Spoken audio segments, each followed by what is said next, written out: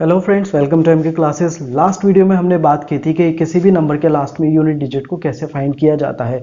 वो एक जनरल तरीका था। लेकिन अब अगर नंबर हमारे एक्सपोनेंशियल फॉर्म में दे रखे हैं तब उसका यूनिट डिजिट किस तरीके से फाइंड किया जाएगा, तो उसी भी चीज़ को समझने के लिए चलिए शुरू करते हैं। Unit digits part 2। किसी भी नंबर का यूनिट डिजिट 0, 1, 2, 3, 9 तक कोई भी डिजिट हो सकता है। चलिए उसको एक बार लिख लेते हैं। 0, 1, 2, 3, 4, 5, 6, 7, 8 एंड 9। किसी भी नंबर के लास्ट में इन 10 नंबर के अलावा और कोई डिजिट नहीं आ सकता। इनके यूनिट डिजिट के रूल्स को समझने के लिए इनको हम 3 कैटेगरीज में डिवाइड करेंगे। पहली कैटेगरी में आएगा हमारा 0, 1 और 5, 6। 0, 1, 5, 6। दूसरी कैटेगरी में आएगा हमारा 4 एंड 9 एंड थर्ड कैटेगरी में आएंगे हमारे 2, 3, 7, 8। तो चलिए पहली कैटेगरी का समझ लेते हैं। फर्स्ट 0, 1, 5, 6। अगर 0 की पावर कोई भी है, चाहे वो ओड है या इवन है, कोई भी पावर है XYZ, 1 की कोई भी पावर है, 5 की कोई भी पावर है और 6 की कोई भी पावर है, तो इनकी पावर में नो चेंज रहता है, कोई भी चेंज नहीं होता है। 0 की पावर अगर सपोज 25 दे रखी है तो वो 0 ही आएगा। 1 की पावर अगर 25 दे रखी है तो उसका यूनिट डिजिट 1 ही आएगा। 5 की पावर अगर 169 दे रखी है, कोई भी एक रैंडम नंबर दे रखा है, तो उसका यूनिट डिजिट 5 ही आएगा। 6 की पावर कुछ भी दे रखी है इनफाइनाइट, तो उसका यूनिट डिजिट 6 ही आएगा। ये हमारा फर्स्ट कैटेगरी का रूल था। सेकंड कैटेगरी के लिए हम लिख लेते हैं हमारा 4 एंड 9 को। 4 के लिए देखिए क्या रहता है। 4 के लिए हमें देखना पड़ता है कि 4 की पावर इवन है या ऑड है। अगर 4 की पावर इवन है तो उसका यूनिट डिजिट आता है 6, और अगर 4 की पावर ऑड है तो उसका यूनिट डिजिट आता है 4। अब बात करते हैं 9 की। 4 ले लिया, अब बात करेंगे हम 9 की।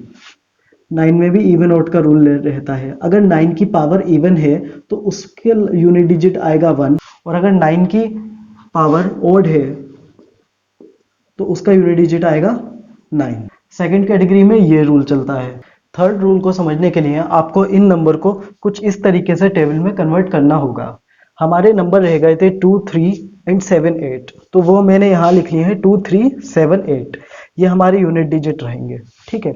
अब इनकी पावर्स कुछ इस तरह से बढ़ेगी। अगर 2 की पावर 1 है या 4n प्लस 1 है, 2 है या 4n प्लस 2 है, 3 है या 4n प्लस 3 है, 4 है या 4n है, ठीक है। अब यहाँ 4n प्लस 1 क्या है वो मैं या 4n प्लस 2 क्या है वो मैं आगे एग्जांपल्स कराऊंगा, तब आपको बताऊंगा।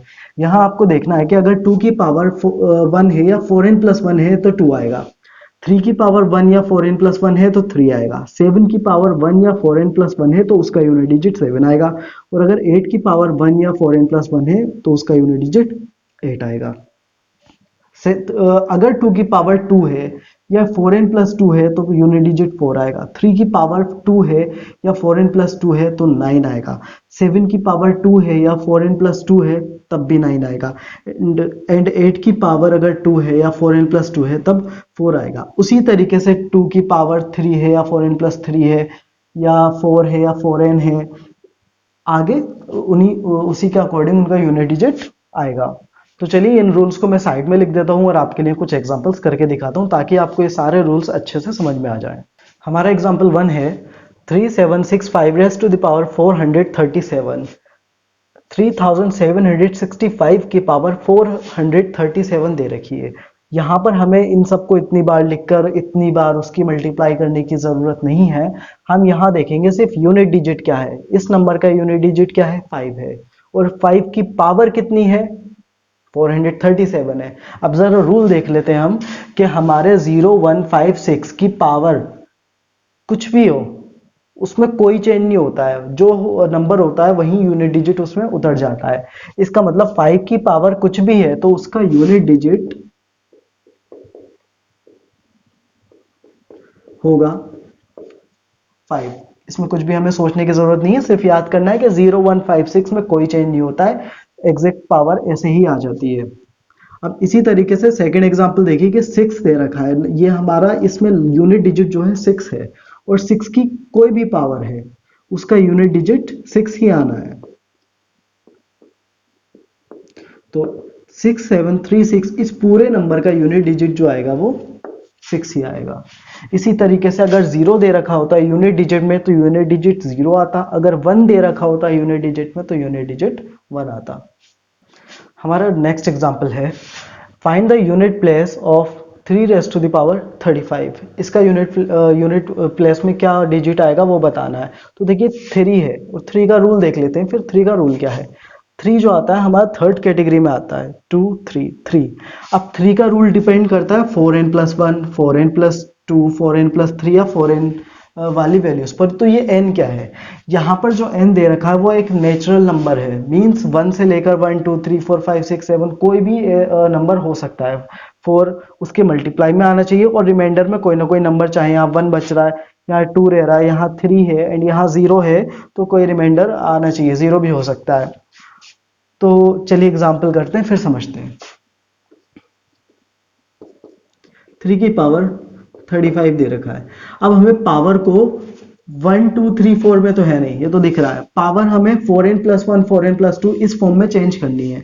तो इस फॉर्म में चेंज करने के लिए हम देखते हैं 4 का टेबल पढ़ते हैं और देखते हैं कि 35 या इसके आसपास क्या आ रहा है।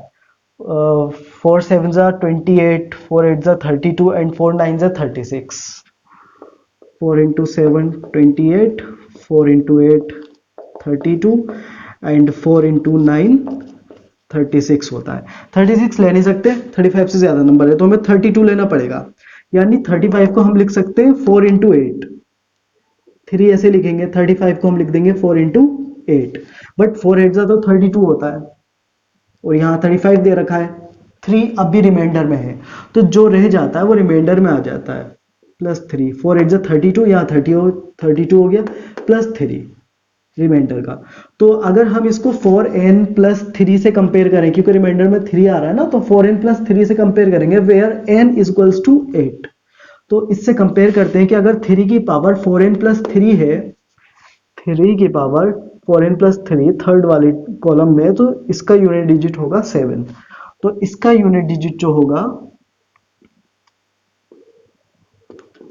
वो 7 आएगा 4n+3 वाले रूल से। हमारा एग्जांपल 6 है कि find the unit place of 1 2 7 raise to the power 39।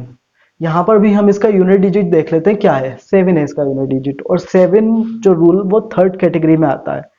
अब 7 की पावर 1 2 3 4 तो है नहीं, 1 2 3 4, तो इसको 4n+1 4n+2 4n+3 इस तरह से चेंज करना पड़ेगा। तो पहले नोट कर लेते हैं कि 1 2 7 की पावर 39 दे रखी है, ठीक है। अब हम चेक करते हैं 4 के टेबल में 39 के आसपास क्या नंबर आ रहा है। मैंने अभी यहाँ लिखा था 4 8 32 होता है, 4 9 36 एंड 4 10 40। तो 39 40 तो लेंगे नहीं, 10 टाइम्स ज्यादा हो जाएगा, कम ही लेते हैं। 4 9 36 लेंगे, 4 9 36। तो 1 2 7 को लिखेंगे हम इसकी पावर को 4 into 9। 4 9 36 होता है ना, 4 into 9 36 हो गया यहाँ पर।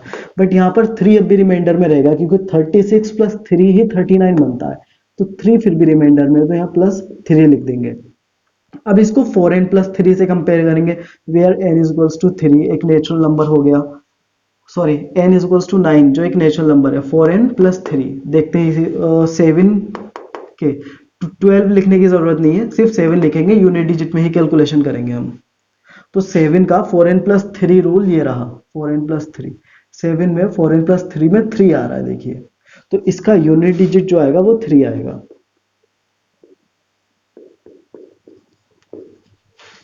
आंसर। 7th एग्जाम्पल देखते हैं कि 23 raise to the power 21, 24 raise to the power 22 and 26 की पावर 23, 27 की पावर 24 एंड 25 की पावर 25। थोड़ा अलग तरह से क्वेश्चन दे रखा है, तो यहाँ पर हम सारी टर्म्स को 1 2 3 4 5 सभी टर्म्स को अलग अलग सोल्व करेंगे।